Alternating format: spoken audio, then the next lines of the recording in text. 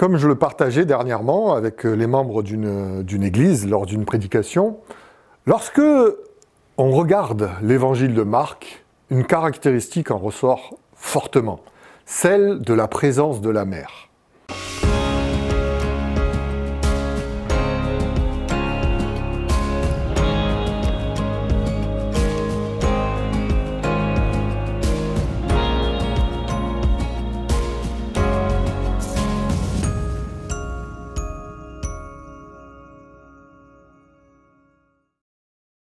Dans ce livre biblique, nous trouvons pas moins de 40 références du vocabulaire lié à la mer, et dont une grande partie dans les 5 premiers chapitres.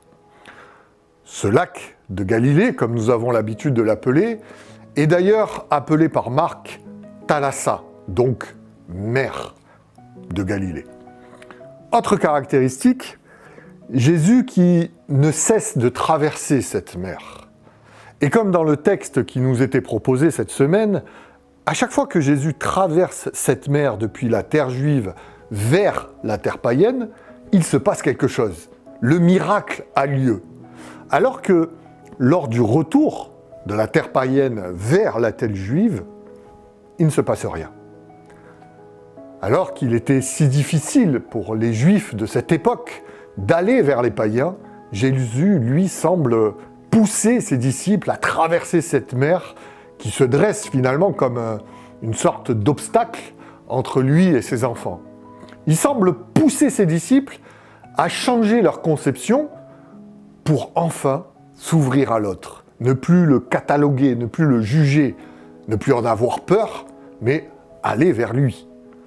Et c'est d'ailleurs marrant de voir qu'à chaque fois, ce sont les disciples qui sont appelés par Jésus à le faire traverser, à le conduire, lui, à l'amener vers chez les païens.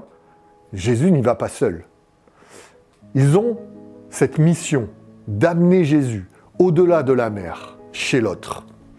Et une fois qu'ils ont conduit Jésus sur l'autre rive, alors le miracle aura lieu. Miracle physique, évidemment, mais miracle aussi et surtout existentiel. Un possédé, marginalisé, qui vivait avec les morts et qui, en quelque sorte, revient à la vie.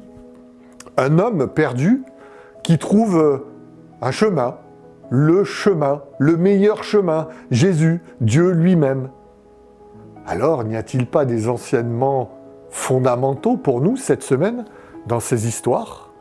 N'avons-nous pas à nous poser la question, est-ce que je traverse les mers qui me séparent de l'autre pour lui amener Jésus?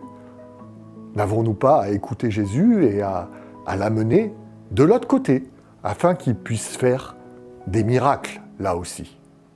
Bonne étude à tous.